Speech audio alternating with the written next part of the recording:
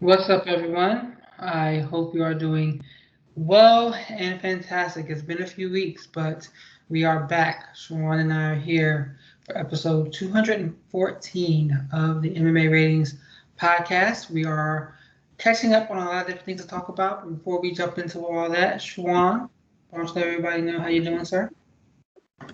Not too bad at all. Just staying busy. The two of the kids are starting college.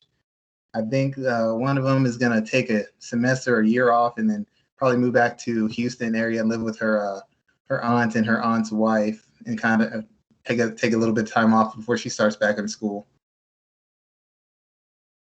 Are you ready to Are you ready for them to get out of the house? Yeah, I mean, once you get 18, my interaction with them dropped off. Like I told them, y'all are adults, dude. So I don't go back and forth with adults. So I just focus a lot more on the 8-year-old this year, unless they needed my advice or needed money. I kind of let them operate a little bit. Well, man, I commend you for getting the kids out the house, man. That's a big step for them. Yeah, I mean, just got one more left. So, but we'll see how it goes. Hopefully they have a smooth transition. If not, then you know have to do some cleanup parenting. But it's all good as long as they're being productive. I'm good with it. Well, we got a lot to talk about tonight, man. Let's go ahead and get started and jump into this. Let's talk about UFC 265 first. We're going to hit that. We're going to talk about some boxing news as well and other combat sports content. But before we do, as always, I want to take a moment to thank everyone who's taken the time to listen to this show, whether it be our past episodes, listen to this live, or whatever it may be. You can always find everything MMA ratings in a few different places. You can check us out at MMAratings.net and .com. That is our flagship where all of our content really lives right now. You can check us out on Instagram and Twitter at MMA Ratings Net. The podcast, you can hit up at MMA Ratings on YouTube and also on Apple Podcasts, Breaker, Google Podcasts, Radio Public, and Spotify. Check us out across all those places. Please be sure to like, share, and subscribe. Myself, you can hit me at rgarcia_sports. Schwan Hughes, you can hit him up at Black Jordan Breen on both Instagram and Twitter. So Schwan, let's jump right into it. The UFC 265, where we saw Ciryl Gane become the interim UFC heavyweight champion, where he defeated Derrick Lewis, I think, in the third round of their fight. I'm not really sure. I don't remember if it was second or third, but he picked up the victory in a fight that everyone pretty much expected him to win. Before we jump into the storylines and what comes after this, let's talk about the fight itself. What did you see with the action that we got to witness on Saturday? Yeah, to be honest, it's pretty much what everybody guessed. Derrick Lewis, I like Derrick Lewis as a character. I like him even as a fighter in the instance that he's very smart. He plays to his strengths. He has an identity. He doesn't get too far away from it. He's got good physical tools. And as far as drama and intrigue and drawing attention and some kind of positive attention to the heavyweight division, he's very good for it. But for all that being said, he's a guy who knows. He's a guy who can fight. He's not a guy who knows how to fight. And the funny thing is, I reposted an article I did probably almost 2 years ago. Yeah, 3 years ago, called UFC 226 Fearsome 5 Reasons Derrick Lewis isn't elite. And I posted on Twitter, and I got like 60, 70 clicks on it for people just checking out the article. And the sad thing about it is the same issues Derrick Lewis had 3 years ago are the same issues he has as a fighter now.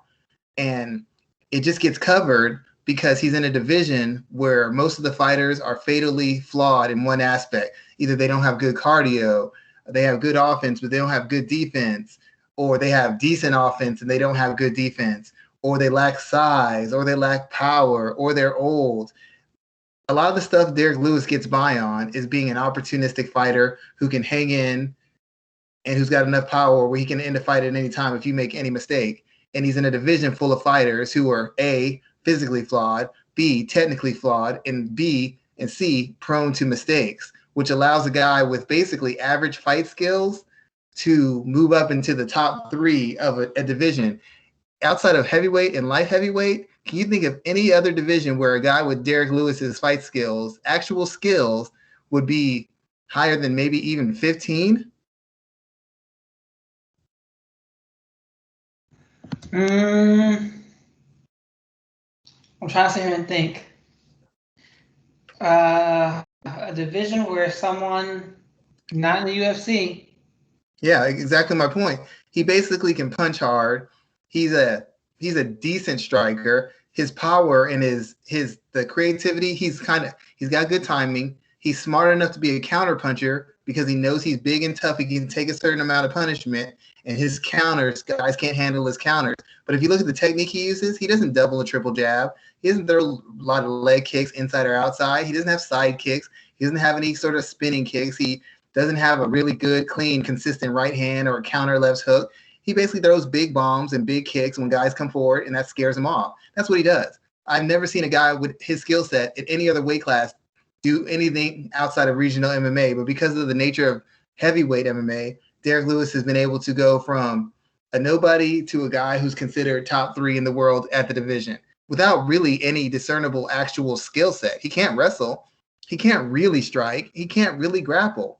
He basically hits hard and has good timing. And he's tough enough to take a beating to stay in long enough to land a bomb. That's it. So you had him against Gane, and Gane just outclassed him. Gane just outworked him. He controlled him at range.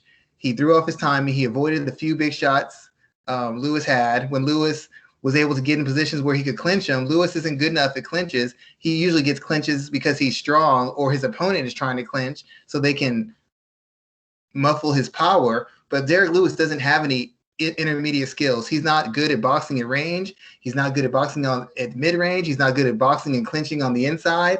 His kicks are fairly predictable. So basically, Gane just outclassed him the same way he does everybody else, because Gane is not only a better athlete, he's a guy with an established skill set. He has width in that skill set, and he has depth in that skill set. So he constantly exposes the lack of seasoning and the lack of development these other fighters have in regards to their ability to get fights to the ground, their ability to survive fights on the feet. Most heavyweights get by on volume and power. That's all they get by on. There's not really many heavyweights who are actually good strikers in the history of heavyweight MMA. Very few, actually. So he exposes them because they're so far behind him technically on the feet. And even the ones who might be better grapplers or be better wrestlers, a lot of their success is based on their ability of being better athletes or being bigger and stronger. He neutralizes that. So if you don't have an established skill set, you can't put him in a position where you can exploit him. You can only hope that your aggression and your volume is enough to overtake him. But when you have a guy with that kind of footwork, that kind of positioning, that range of striking skills, at least in comparison to other heavyweights, it's very unlikely that you're going to get him in the positions you need to put him in any danger. And that's why he's had so much success. Derrick Lewis is just an example of the heavyweight division, a bunch of big, strong, tough, but ultimately underskilled and underdeveloped as far as their cage IQ. And Ciryl Gane's style and his depth of skill in striking allows him to navigate and expose every single one of their shortcomings and do it in a manner that makes it look that it's embarrassing for them to be in the same cage as him. So it was just a one-sided match between one guy who can fight and one guy who can fight and knows how to fight. That was the biggest difference. So let me ask you this then. With Ciryl Gane now, he is interim heavyweight champion. The push right now is for him to face Francis Ngannou next. That's what Dana White is talking about more often than not. Is that the fight that we think we will see next, or do you think they're going to end up doing something else? Let's start there.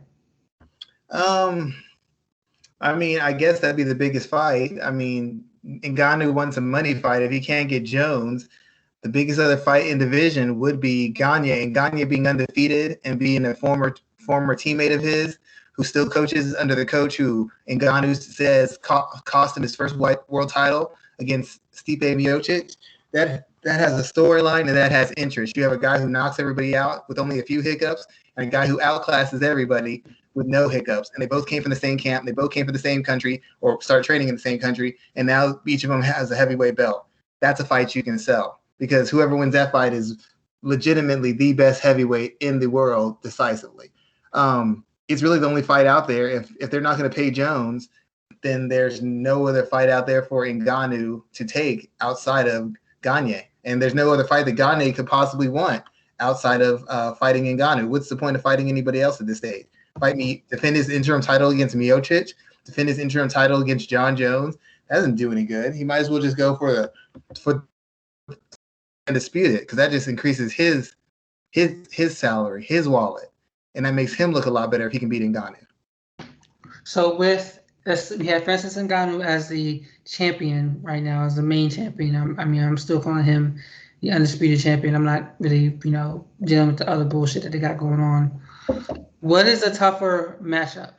Okay, you have John Jones and Ciryl Gane. Who is the tougher matchup right now on this day?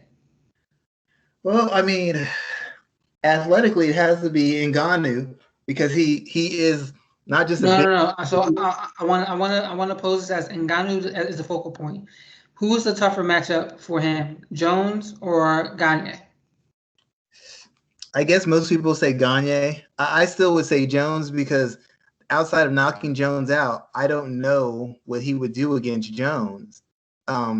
He can't. He hasn't shown ability to wrestle or grapple, and people can tell me Jones's chin isn't improving at heavyweight, but until I see him get it dinged, as far as I know, he can handle power, and he's used to dealing with fighters as faster than Ngannou. So if Ngannou doesn't just finish him with a big strike of shots, it's very likely that Jones could walk him down and wear him down, take down attempts, and eventually finish him. That's just my opinion, and it's a crazy one. Most people are going to say Gane just because they saw that clip of them sparring. And to be quite honest, I talked to a couple MMA coaches about this. Gane's style seems built to exploit the limitations of most heavyweight fighters. As in, they don't throw a lot of leg kicks, they don't really attack the body very much, and they don't have any sort of real consistent setup to set up their offense. His whole style is he holds his chin up kind of high, but you can't exploit that if you don't throw in combinations, if you don't set it up. His legs are there. He uses kind of a slightly karate but slightly kickboxing stance. You could attack his legs, but you'd have to be a fighter who's trained that enough where attempting a leg kick wouldn't open you up for a counter. Because leg kicking against a guy who's a better striker than you is A, he's just going to kick you back, and B, he might just counter you with the punches. So Gane's whole style is built to exploit the many holes in heavyweight MMA. Most guys, they're really only good in one aspect of it, and they're not. And that aspect is highly attribute based. So he's a step and a half ahead of them. Ngannou isn't going to wrestle him. Ngannou isn't going to grapple him. From what we've seen, Ciryl is a better grappler and better wrestler. The only thing that's going to happen is it's going to be on the feet. And Ngannou, for as much as he's improved, he's not a particularly deep striker as far as his skill set. He throws a couple leg kicks, couple body kicks, but he's basically throws one twos, body kick, leg kick, and a couple, maybe uppercut, counter hook. He doesn't have a really deep skill set. He basically overwhelms you with his athleticism. He gets you to bite, show your hand, because he's a counter fighter, and then he unloads and cleans you up off the counter. The only difference with somebody like Gane is he's not only comparable to you athletically, so you don't have a huge physical advantage over him. He's a much more balanced and developed striker as far as he has a structure he goes off of. It's just not timing and speed. It's positioning. It's angles. It's pivoting out. It's angling out. It's coming in behind a jab. It's feinting. It's attacking multiple levels. It's staying at distance. And once he's got your timing and rhythm, then slowly working his way inside. There's a process to what he does. And Ngannou's process is very shallow because so many guys aren't athletic or aren't skilled enough that they can force him to go to a second or third layer. So the depth of skill between them is dramatic. It's dangerous just because Ngannou's that good of an athlete, and he's actually a sharper puncher than most heavyweights. But if you look at it on paper on a technical level, he doesn't really seem to have any answers for somebody with Ciryl's overall skill set, much less his skill set on the feet. And something about Gane that a lot of people aren't really talking about is his grappling. Because the first time I saw him win a fight was with the heel hook. In the octagon, at least. That's the first time I saw him win one, and that kind of caught my eye. But I am interested in seeing him against both men. I feel like the fights themselves will not be exciting from start to finish, and I think that that's going to cause a problem for him long term with the UFC, just because of how they book guys. I think that'll be an issue, and how fans respond to that. But I do think he has the ability to beat both of those guys. Yeah, a lot of the thing is, like I said, he's just so far ahead of guys, and guys are so far behind him. They can't make up the difference. Their attacks are so predictable, and their skill set lacks depth. They can't do anything to him. I mean, Derrick Lewis missed. If you watch the fight, Derrick Lewis missed a bunch of bombs to the head. Right, he threw a big right hand, big left hook. Right, missed it to the head, left and right. How many times did you see Derrick Lewis when he missed the left hand, load up the hip and go to the body shot with the right hand? I didn't see it. Right. How many times when he missed with the left hand and Gane didn't pivot out, he took a half step back. Your hip is loaded up. You could fire that leg kick, and there's nothing he could have done about it based off his stance and the distance he moved. But at no point did he try an inside leg kick, outside leg kick. Even when he does that jumping kick, he just did the high kick. He could have went low, then went high. He could have showed, even if it wouldn't have resulted in a win, it would have showed that he was making the correct reads. Derrick Lewis just kept doing the same thing. He made no adjustment. And I don't know if it's because his corner didn't see it, if Derrick Lewis didn't see it, or if it's because he hasn't developed enough of a skill set to exploit when a guy takes away his initial line of offense. Once he took away the big right hand, the left hook, it was easy money for Gane. He didn't throw any. Lewis doesn't throw inside leg kicks. He doesn't throw outside leg kicks. He doesn't throw kicks to the body.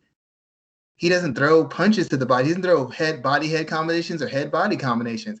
It's big right hand, left hook. That's it. There's no jabbing your way in. There's no jabbing your way out. You got a guy who's basically going to use two weapons, and neither one of those weapons is world class. It's like if you grapple the guy, and the guy basically has a double leg takedown, which he's okay at, and he can jump guard at, which he's okay at. You're going to shut that down and kill that guy because he's not good enough at either one of those things to threaten you, and he doesn't have a backup set of skills to test you in case you get lazy or in case you give him an opening. He can't grapple off his back, so when he jumps guard, he's done. And if he can't grapple his back, so if you counter, you stuff him and put him on his back, he's done again. So essentially, you take two weapons away, and it's a wrap for him. And that's the same thing what happened to Derrick Lewis. There was no body punching. There was no leg kicking. He had the opportunities to do so. He would have caught Ciryl off guard if he would have done so, because nobody's seen Derrick Lewis do a concentrated body attack, a concentrated punch-kick combination attack. Nobody's seen that. There's no way to prepare for that. It would have given him a round and a half of relief and then opened up the right hand and the left hook again, because now Ciryl has four things to look out for. But at no point Derrick Lewis even attempt to do that. It just bomb, miss, bomb, miss, bomb, miss, counter, bomb, miss, counter. Then as he started getting tired, leg kick, and then he turned it on him because he had nothing else past that big right hand and that left hook and that high kick. Nothing else. And after being in the UFC for 5, 6, 7 years, you haven't added at least a secondary approach to what you're doing just in case the first doesn't work. It's inexcusable. But that's the heavyweight division. You can get by on that nonsense. There's no other division you can get by on a big right hand and think you're getting any further than maybe 15 to 13. He got all the way to number 2 with no grappling skills, no wrestling skills, and nothing more than a head kick, a big right hand, and a left hook. I mean, you're not wrong there, sir, at all there. Let me ask you this question before we move on. What fight is a bigger payday for Ngannou, Jones or Gane? Hey, one more thing before I answer this question. When when Gane fought Rosenstruck? Yeah. Everybody said that was really boring. You know why that was boring? The same reason that if you faced a grappler who was comparable, who had similar experiences to you and was maybe not good enough to hurt you, but good enough to make you work, it'd be a boring grappling match because you couldn't just dominate position, right? You couldn't just get a takedown left and right. You couldn't just hold him left and right. You couldn't just finish him. You have to work the submission. He might squirt out. You might get him down. He might squeeze out. Because Rosenstruck has a deep enough skill set striking that Gane couldn't take any chances. And Rosenstruck has a counter-based style with some depth to it, so he's not going to provide you the openings. You're just not going to find your rhythm because anytime he can make you pay for that. Lewis and the rest of these guys make it exciting because they don't have a depth of skill. So he can look good against them because they can only do one thing, and he can figure that out and then dismantle them. So if you have a good enough skill set, he'll become boring again because he doesn't have the mentality to go looking for a finish. He's going to be safety first all the time. He beat the hell out of Volkov, and he looked good against Lewis because once he realized there was no threat, he could turn it on. Against a better set of fighter, even against a Jones, even against a Rosenstruck, he'd have to think a little bit. And if there's any danger at all, he's not taking any chances. But as far as the biggest fight for money-wise for Ngannou, it's still Jones. That's the biggest fight. I don't care what Gane. I don't know what Gane have to do, but he doesn't have the cachet. He doesn't have the familiarity with fans, and he doesn't have the consistent success over the period of time that says that fans should care about him as much. Yeah, he's on a big, hot, long streak, but part of a big fight, money fight, is familiarity. It's like why Conor made such a big jump after Aldo. It wasn't because Conor was such a streaking star. That was part of it. The second part was he had beaten an extended, consistent, very dominant champion. The same way Ronda Rousey got that bump from beating Miesha Tate. Miesha Tate was so familiar with MMA fans. When she beat her, if she didn't fight Miesha, she never takes that rocket ship to the top. Those two fights with Miesha are essentially what separated her from everybody else. If she just would have fought a Liz Carmouche, that wouldn't cut it. Marlis Kunin, that ain't breaking records. Miesha Tate helped her break those records. Just like Francis Ngannou will need John Jones to break their records, just like Stipe Miocic needed DC to really make money because DC could sell. DC had interest. It's part of the combination of being familiar with fans and being familiar with the casual fan. So John Jones is still the biggest money fight, even if he's not necessarily the most dangerous fight, and he'd probably be the most dangerous one because he'll take chances. He's still the biggest money fight. Okay.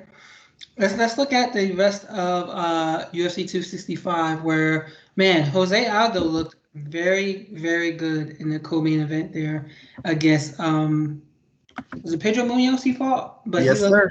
extremely good in that fight. What did you see from Aldo that really cemented the fact that he is still able to go at this time in his career? I have to shout out host of Heavy Hands and combat sports analyst, writer, and podcaster Connor Rebush from the Heavy Hands podcast, who is one of the best scouts and analysts as far as working with fighters and helping them come up with game plans. I've talked to many world-class camps. They have always given him credit. And just as a side note, he's seen me spar before, and he's given me the blessing of calling me crafty in my skill set and style. So if anybody knows Connor Rebush, they know it's crafty. That means you can go. Take that as you may. Take that as you may. He said that about me, so take that as you may. But the biggest thing that separates Aldo is his defense. People keep forgetting everybody can do damage once you get to a certain level. What separates fighters, and I'm thinking about doing an article on this, what separates the very best, most dominant fighters in every division is their ability to take things away from their opponent. Your opponent's having success with the jab, you take that away. The leg kicks are working, you take that away. They're throwing combinations, you take that away. They're pressuring you, you take that away. That's what has allowed him to be successful. He has defensive awareness that allows him to maximize his cardio, maximize the athleticism he has left, and maximize his power because he's hitting you with 3 to 5 shots and you're hitting him with 1 to 2. That's going to be a losing proposition for everybody except for guys like Max Holloway, who can just who can ramp up their volume and keep going and never fade, or Alexander Volkovsky, who can do a combination of volume and physicality and not get worn down. At some point, Pedro was having success with him, pressuring and putting some combinations, but Aldo started using his jab, not just offensively, but defensively, and he's using his positioning to take away the calf kicks and to change up his entries and use feints to create openings, which is also defensively because it makes Pedro holster his shots because he doesn't want to open up because now he's getting countered. Now he doesn't know when to punch because the feint is making him hesitate, which cuts his offense in half. So Aldo's still operating at 100% offense, 90% offense, and now Pedro went from 100% offense to now to 60%. 30% is a huge hit to take as far as your volume, your activity, and your intensity. Imagine if you're grappling somebody and they go 100%, then you start shutting them down, now they're down to 60, but you're still at 90. You're going to kill that guy. You're finishing him in the next 30 seconds to a minute because you've almost cut down his whole offensive pressure, activity, techniques by almost 50%. He's done. It's over. And that's been the difference. And if you look at all the great fighters, Anderson Silva broke records, right? With his defenses, he wasn't technically defensively sound, but he was in regards to feel and reaction time and ability to read an offense. GSP wasn't super slick, but he had that defensive jab and that reactive takedown. Jose Aldo, another guy with great defense. Demetrius Johnson, he was a guy who could take things away from you. All the guys with long reigns of championships were immaculate, if very good, if not immaculately skilled or high IQ defensive fighters. And that's what allowed them to navigate bigger punchers, younger fighters, busier fighters, better conditioned fighters, because you could have success early, but you wouldn't continue to have success with that same weapon. You'd have to have skills from 1 to 5, and most fighters only have skills from 1 to 2. You take those 2 things away, now it's target practice. And that's exactly what happened. He took a lead. Pedro Munoz started coming on, putting some volume, putting some pressure. Aldo makes an adjustment. Pedro has nothing else to do. Pedro can't stop Aldo's jab. He can't stop the leg kicks. He can't read the feints. He can't close the distance. He can't stop the counter hook. He can't start the right hand. He can't stop anything. Aldo's picking what he wants. And Aldo's making Pedro pick from what he has less. Listen to the difference I said there. Aldo's choosing whatever he wants. Pedro's choosing from whatever he has left, that Aldo has left him. He took away his 5 favorite toys, left them with 2 he hates. Well, he ain't playing with those. That's what he's got to pick from, and he ain't very good at those 2. Now, with what we saw out of Aldo on Saturday, is this Aldo capable of one last title run? Well, first, before we get to that, I got to say one thing. I'm getting tired of being told how good Sean O'Malley is. Sean O'Malley is beating up on regional fighters and guys who've been knocked out 2 or 3 times in their last 2 or 3 fights, and he's getting performance bonuses for knocking out guys who were shop worn. Thomas Almeida, who's the other guy? I forgot his name. He used to be a WEC guy. He knocked him out, knocked out some regional fighters. Jose Aldo is 5-5, fighting the very best in 2 divisions and giving a good account of himself in every single opportunity. But they consider Sean O'Malley to be better and higher ranked than him? Just a disrespect. I don't think so. He's ranked higher. I think he's ranked higher. He's ranked higher. I saw Sean O'Malley wasn't even ranked. Hold on. Bantamweight? I thought he was ranked higher. Maybe I'm wrong. No, Jose Aldo is 5. Sean O'Malley isn't ranked at all. Okay, thank God. Okay, there you go. Sorry. But to the casual fan, Sean O'Malley is some kind of monster, and Jose Aldo is considered washed. When Jose Aldo has not lost to one average fighter yet. He hasn't even been tested by one average fighter. He's only been tested by the best. Only the best has beaten him. I think an interesting stat that came out on, I think, leading into Saturday's fight, that since his fight with Conor McGregor, he is 5-5. He being Jose Aldo. Those 5 losses, 1 is to Peter Yan, 2 are to Max Holloway. And who are the others 2? Peter Yan, Max Holloway, Volkanovski, and Marlon Moraes. Marlon Moraes, yes. Volkanovski beat him too? Yep. Yeah, so look at that. That run of 5 names is, I would honestly say, might be just as tough, if not tougher, than the names Conor McGregor has fought since that fight. Yeah, no, and the funny thing is, both guys, even though clearly Aldo's doing better, both of these guys have only lost to the very best. They're not losing to Bobby Greens and Sean O'Malley's and Aljamain Sterling's and all this. They're losing to the peak of the best. Conor lost to the number 1, number 2 lightweight. 2 guys who might be number 1 and number 2 or top 5 lightweights of all time. Jose Aldo lost to 2 of the best featherweights of all time. And he lost to, at the time, a guy who was ranked top 5 in a bantamweight. So, I mean, like, who are they losing? Not losing to nobodies. Most people lose to the guys they lose to. They don't lose to the guys that other people lose to. They only lose to the guys who usually beat everybody. But back on topic, I think Jose Aldo clearly can make a run. The main thing is he's got the defensive soundness, the strategic awareness, and since he's been with the same camp, he's with a corner that knows how to push him, knows how to motivate him, knows how to manage him perfectly because they've been with him his whole career. And most of all, like I said, he's disciplined and he's defensively sound. Corey Sandhagen, great dynamic athlete, could land something big on Jose Aldo, but it's just as likely Corey Sandhagen spinning back fists, spinning elbows, spinning back kicks himself into a decision lost against him. Marlon Moraes wouldn't beat Jose Aldo in a second fight.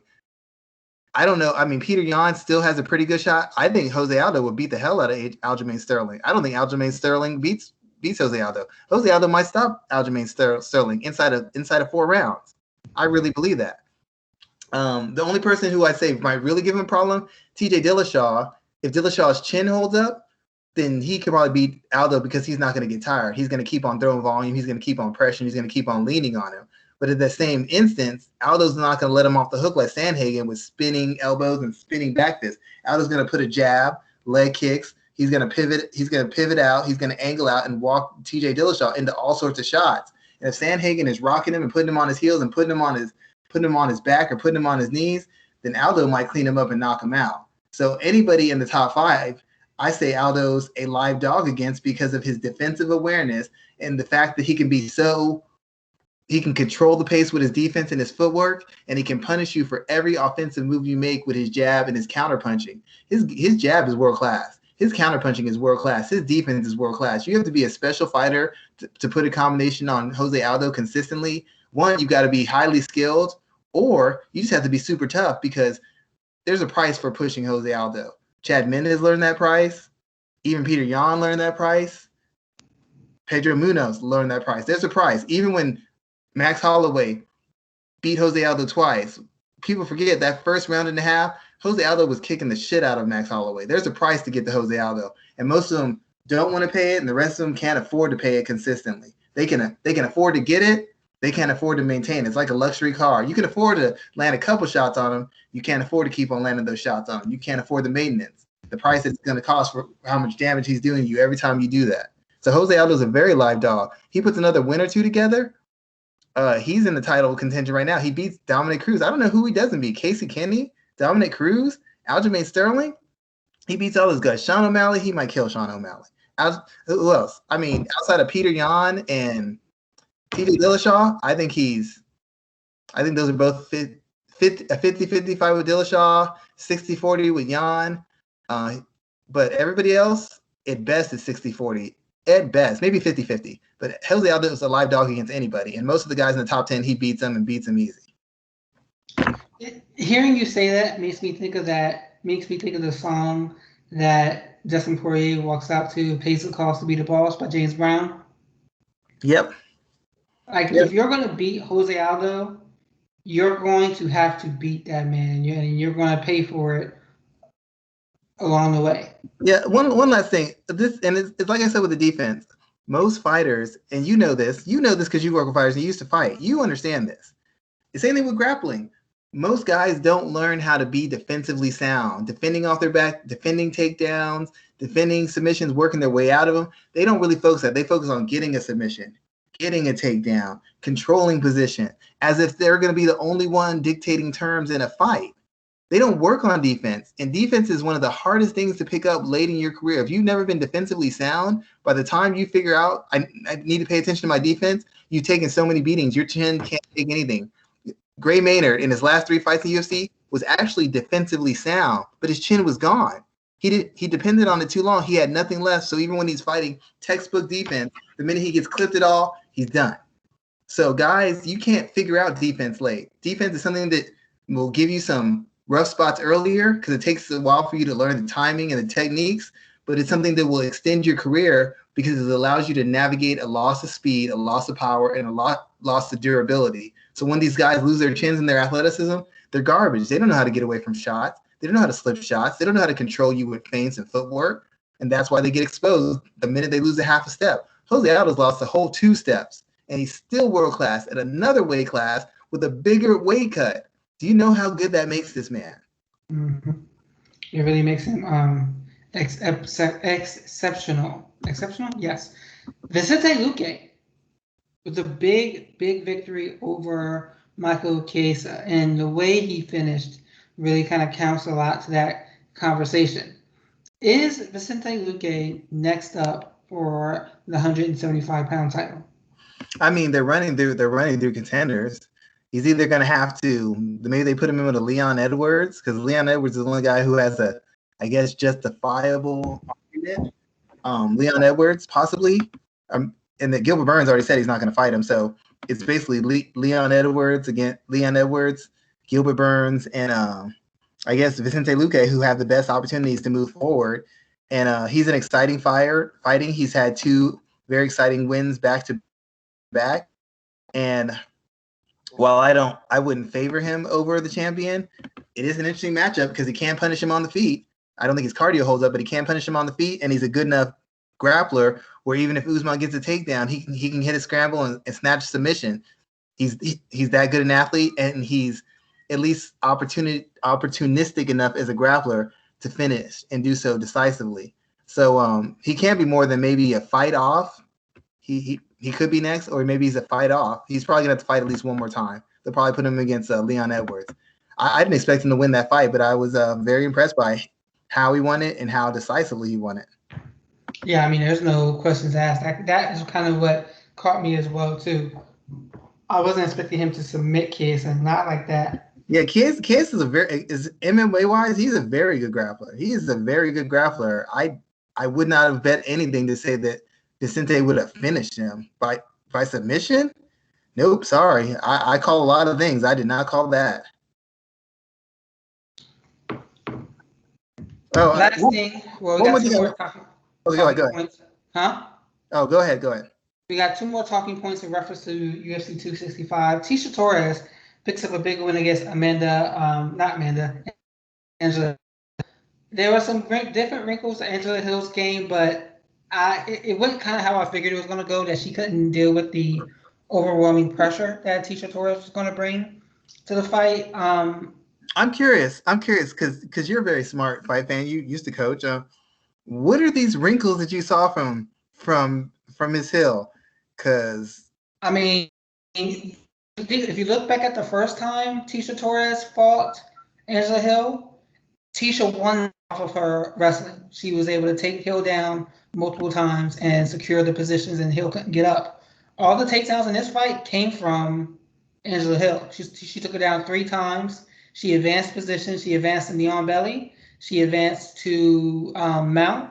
And I don't know if you follow her on Instagram, but she's been training with, you know who Victoria Anthony is? She was on the Olympic wrestling team in 2000 and what was the last one in Rio? 2016. Yeah, she was on that. Victoria Anthony was on that Olympic team, and Angela Hill's been training with her and Jenna Bishop. Jenna Bishop is a 80cc level grappler who is making her MMA debut. And if you look at what they've been training, especially that Uchimata kind of takedown off of the fence, Hill was able to hit that a few times. So her wrestling and grappling have gotten better in that space, but she wasn't able to put it all together.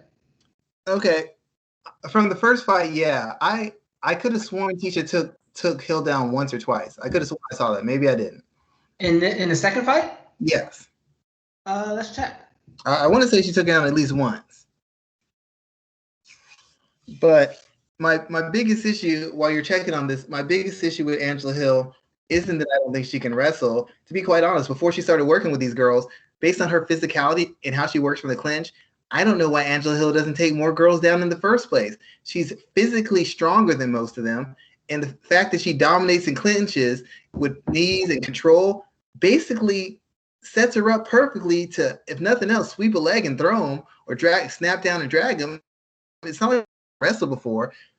She physically is much stronger and much more conditioned than a lot of the girls she's fighting. I don't know why she hasn't taken it upon herself to be more of an offensive threat in the first place. That seems to me like it's an improvement, but it's the most obvious improvement because she just hasn't even really made a consistent attempt to be an offensive grappler or wrestler for the majority of her career, to be quite honest. What concerns she really hasn't. And to answer your question, Angela Hill had takedowns in rounds 1 and 2. Tisha had one in round 3. My whole thing issue with Angela Hill is this. If you will use takedowns with your striking, and Torres tried more than one takedown. She only got one, but she tried a lot. Angela Hill is so deathly afraid of being taken down and controlled that she will throw less volume on the feet. She won't counter because she's afraid if she misses, you got a reactive takedown. She won't lead because she's afraid she'll give up her hips. And she won't get into heavy exchanges because she's afraid in the middle of exchange, you'll drop down and take her down. And so as a result, on the feet, she doesn't throw as much as I would like her to throw. And even defensively, her defense is kind of like, it's kind of Dominic Cruz-ish like. But the thing is, previous to this new incantation of her, she never mixed in takedowns. So she'd be able to slip or block a couple of shots, but she wouldn't be in position to counter because Dominic Cruz's defensive footwork takes you out of position to counter unless you're countering with a takedown. Now that Angela Hill is incorporating takedowns into it, their defensive move she makes sets her up to get clinches, get takedowns, get tie-ups, whatever you want to call it. But the fact of the matter is, as long as you're mixing in takedowns into your offense, Angela Hill seems to have no faith in her ability to finish from the ground on her back or to scramble to get back up. And that's why she cuts down her offense, and you can essentially outwork her. Michelle Watterson, after she controlled her for that round, that fight was 50-50 at best for Angela Hill because now she didn't want to throw with any power or any combinations because she was afraid of being taken down and controlled again. It's been a common theme with her. So this theme continued because Tecia Torres wasn't successful with takedowns, but she kept attempting and kept throwing her strikes off failed takedown attempts or off fakes for takedowns. And Hill did not open up or counter heavily because she did not want to get taken down again.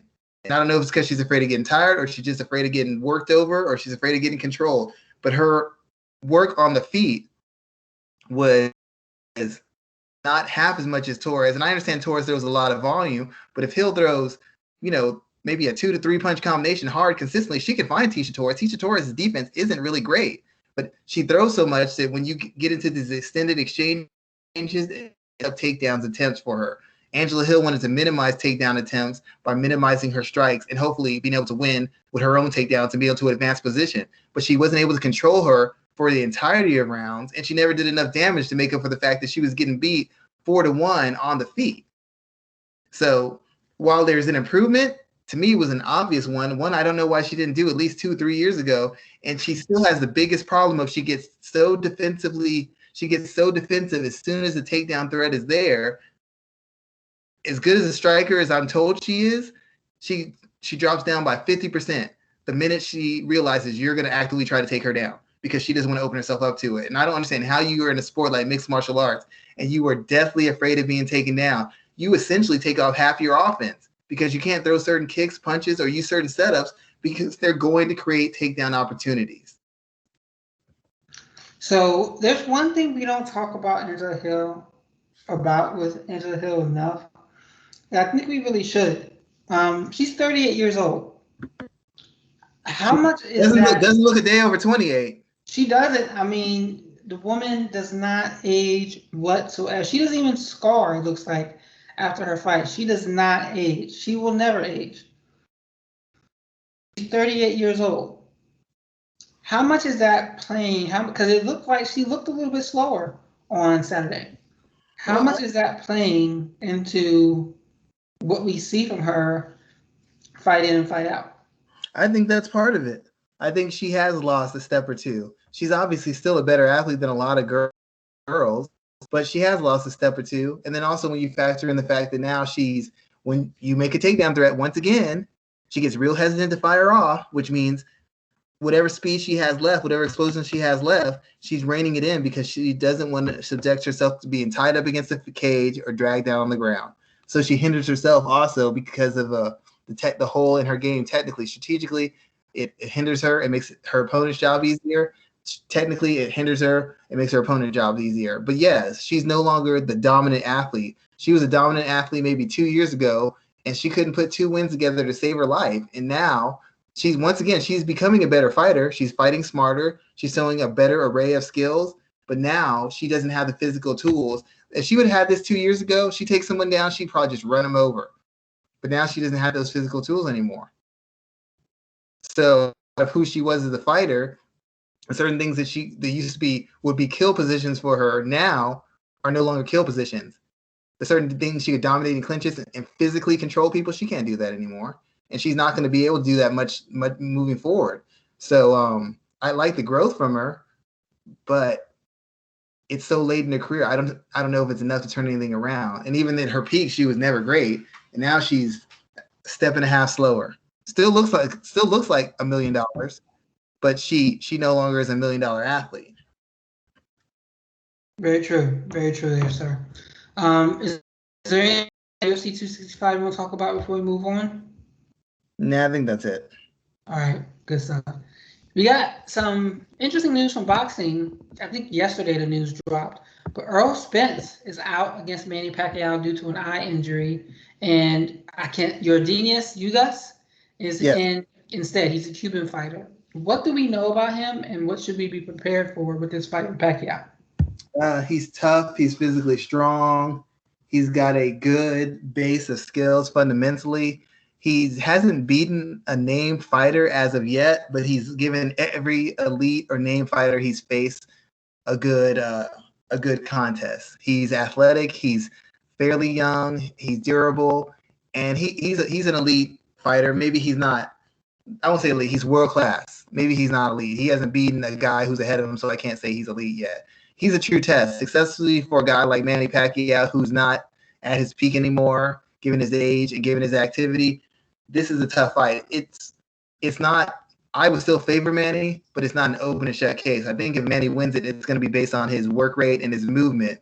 Um, Ugas is very well conditioned. He's very strong, and he's not going to just. He's not a brawler. He's kind of a more of a awkward, technical but physical fighter. It's nothing Manny Pacquiao hasn't seen, but if Manny's cardio doesn't hold up, if Manny's mentality wanes because he's not facing the boogeyman of the division, then Ugas has a chance to maybe eke out a decision or maybe just out hustle Manny. I just don't think it's very likely, but he's a very tough challenger. Beating Keith Thurman 1 year and beating, I can't say his name. Say his name again so I can get it.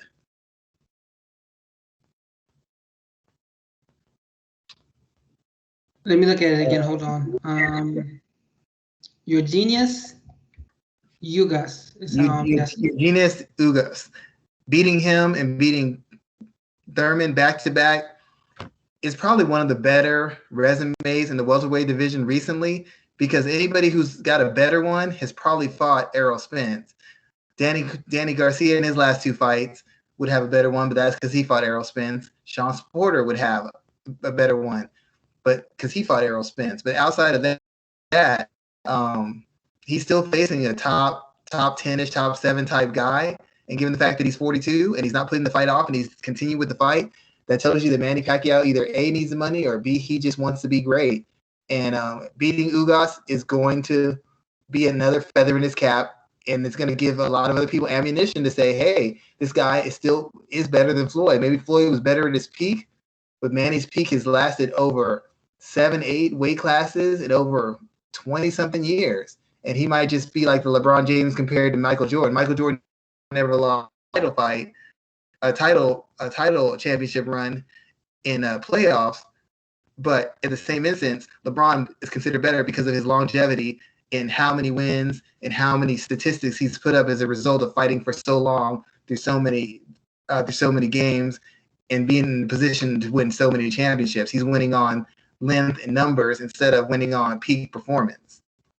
So this is still a big fight for Manny. It's not a pay-per-view fight. It is not that.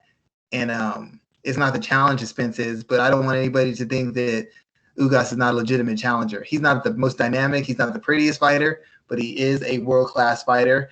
And Manny beating him does mean something. It does carry weight. So the biggest concern is what happens to Spence. The biggest concern is what happens to Spence. I was surprised they found someone on such short notice. I mean, it's about what, 11 days out? Is that did that surprise you, or do you think that they did it just to save the fight? They just did it to save the fight. They're hoping that Manny Pacquiao fighting a world-class younger guy, because Manny Pacquiao can still sell. I think Manny Pacquiao did $500,000 against Adrian Broner. Ugas isn't as known as Broner, but Manny Pacquiao defending his title, taking another step to boxing immortality, probably should get them. You know, it's a tough fight. It's a good fight. It might get them another $500,000, maybe 350, 375, 400,000. It's still going to generate pay-per-view sales. It'll still be higher up in the pay-per-view sales, and they don't want to waste a fight with Manny because you don't know how much longer you're going to have him. So them bringing up Ugas, because Ugas was fighting somebody, but that's not a big fight. Ugas wants a big fight. He wants a named guy. He's on weight. He's on the same card. Just move him up. Now, if Keith Thurman would have been in shape and ready to fight, they might have put Mikey Garcia would have been in shape and ready to fight. They might have put him in. Hell, if Danny Garcia was in shape and ready to fight, they might have put him in. But none of these guys is ready to go at the welterweight limit. So they had to go with the guy who is, one, world ranked, world class, and two, ready to fight. 100%. He was going to fight on that same night anyway. So he's peaking around the same time either way. And we're going to stick with boxing for the next topic.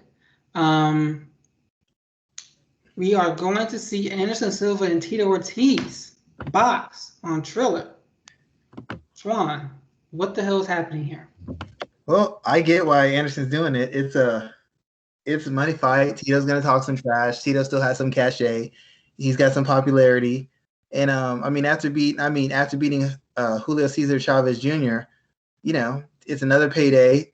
And to be quite honest, I don't see how Tito Ortiz wins this. He wasn't even a marginal boxer in MMA.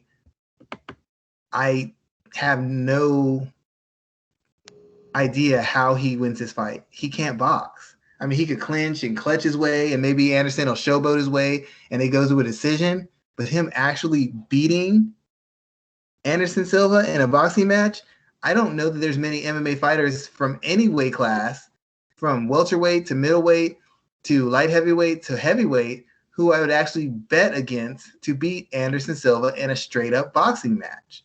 I can't name.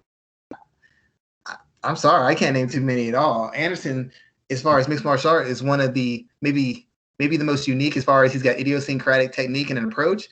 But as far as being able to be functionally effective and having trained boxing and consistently sparring boxers and working on his boxing technique and his feel and his savvy, there's like maybe 2 or 3 other guys in the UFC who's put that kind of work in. And Tito's I hope he's getting paid well, because he's going to get embarrassed and he's going to get beat up unless Anderson's chin is completely gone and the first time he touches him, Anderson falls over. Otherwise, I don't see how Tito wins this, because Julio Cesar Chavez hit him clean a couple times. He hit him to the body with some shots. He hit him to the head with some shots. Anderson was still there. So I don't see this being very competitive. And I just hope Tito is paid. I hope Tito is paid very well for this whooping and this embarrassment he's going to get. Yeah, I'm actually kind of looking forward to it, just to see him get his ass kicked, or him being Tito Ortiz getting his ass kicked, especially after him being put out of the city council position he held in Huntington Beach. Last topic I wanted to cover real quick: Jacare Souza retired. Former Strikeforce champion, former title contender for the UFC. I don't think he ever fought for the belt. Did he fight for the title? No, he never fought. So he's among the guys, the best guys who never won a UFC title, in my opinion. What are some of your thoughts about Jacare's place in MMA history? Even without the UFC title win, I consider him to be one of the better middleweights of his time. One of the world class. He was one of the world class grapplers who kind of started the trend of reinvigorated the trend of world class grapplers going in. Because for a while, world class grapplers dominated. Then they started losing, and they started losing a lot. And you didn't hear as much noise when a ADC champion or no-gi champion came in, because they weren't really doing the damage they used to do. He was part of that resurgence where you had not just highly skilled grapplers, but physically imposing, physically dominant grapplers coming in, and not just showing their grappling chops, but also showing an ability to hold their own physically in striking exchanges. And he kind of was part of that turn in mixed martial arts. I never thought he was the most technical fighter. He was a great athlete, great size, great athleticism, great explosiveness. And for his time division, I consider him, for his period of fighting, I would consider him a top 5, top 7 type middleweight, one of the best middleweights to never win a title, right there with Yoel Romero. He carried himself with class. I don't recall him ever getting caught cheating or any sort of scandal as far as PEDs. and I don't know that anybody ever had an easy night against him. And he's beaten his fair share of ranked fighters. So I would definitely consider him probably one of the best middleweights of all time. Definitely considering he was a former world champion and he had beaten a lot of high-level ranked fighters. I would consider him one of the better middleweights of all time. And it's sad that he never was able to win the fight that would get him the opportunity to fight for the title, especially in his prime. The later stages versions we saw of Jacare, without his athleticism, some of the technical limitations kind of got exposed a little bit. I really would have liked to see what would have happened if he would have got to the UFC maybe a year or two earlier and had a little bit more time to readjust, to reconfigure, and to reinstall a couple things to see how he would move forward. Because by the time he started making those changes, he was already on the decline and he didn't have much margin for error in fights. Yeah, I'm one of those. I'm on the same boat as you. I think he could have been champion had he been there a little bit earlier. He is probably one of the best grapplers that ever stepped foot in the sport of MMA. There's some other good names out there too as well. But I've always been a fan favorite of him. Yeah, like I said, I wasn't the greatest fan of his, but I feel that in hindsight, people who only saw him in the last couple years, they don't understand how good and how physically dominant he was. Like nobody walked through him. Nobody had an easy night with him. He was capable of giving anybody the business on any given night, and he just was never able to put it together to get in position to challenge for that title fight. And I respect everything he did as a fighter, but he's essentially more or less kind of a Uriah Faber of the middleweight division, more or less. Good stuff there, sir. So why don't you let everybody know what you're working on this week? I'm really thinking about doing an article breaking down, doing something like a defense wins championships and kind of like giving a more extended view of the conversation we had earlier where I explained how certain champions, what separated them was their ability to be defensive, and that's what helped them not just win titles, but have long title reigns. Not just in the obvious of I slip punches, I block punches, but being able to use certain techniques or certain approaches to take things away from their opponent while their opponent was unable to take certain things away from them, i.e., you're working at 100%. Now they maybe one or two things doesn't work for you. So you're at 90%, but you took down 50% of their work. So it's 50% against 90%. Who's going to win that fight 9 times out of 10? 90% against 50. 90% is going to win that. So just maybe go a little bit in depth and explain to people why people say defense wins championships in all sports and why it even applies to combat sports and all sorts of combat sports, kickboxing, boxing. The guys who have really, really long reigns, they weren't just dynamic offensive fighters or skillful offensive fighters. They were able to take things away from guys using their defense. Floyd Mayweather, Muhammad Ali, Sugar Ray Robinson, even Mike Tyson, he had good defense given how dynamic he was offensively. And that's what helped him be as dominant as he was. And the same thing you see in kickboxing, same thing you see in mixed martial arts. So I'm really thinking about doing an article like that to kind of expound on that. Good stuff there, sir. I will be doing all the same coverage that I'm usually doing: pro wrestling, MMA, everything along the lines and within. Hey, this has been a big week for you because you had two of the biggest pro wrestlers in the past 20 years have the #1 and #2 movies in the country. And I just saw Suicide Squad a couple of days ago. It's actually pretty good. Have you seen it? I have not seen it yet. It's actually a pretty good movie. It's not. Don't go into it thinking it's going to be something amazing, but it's pretty interesting. I never would have thought. I could see how The Rock got in movies. I could see that potential in him. I never would have thought that John Cena, and not saying he's an award-winning actor, but he is a much better actor than I really would have expected him to be. Yeah, man, he's come a long way. He's doing a damn job. I think he's gonna be much bigger than we thought he would be. Yeah, he's a good guy, man. I think he takes the craft seriously, and he has done very well expressing himself and he's done a kind of a wide variety of roles. He started off with the typical action stuff, but he's shown a little bit of depth. He's shown a little bit of depth that I would not have expected based off of what I've seen from him as a wrestler. You know, he's not based on what I've seen from wrestler. I wouldn't have expected him to be able to act. Rocky, yeah. John Cena is a pleasant surprise. Good stuff there, sir. Well, we'll be back here next week, man. I appreciate your time, Schwan, and everyone, stay safe. Have a good weekend. And let's do our thing out there. Get vaccinated, everybody, so we can get out of this shit, please. All right. Have a good night, everybody. You too, Schwan. Thanks.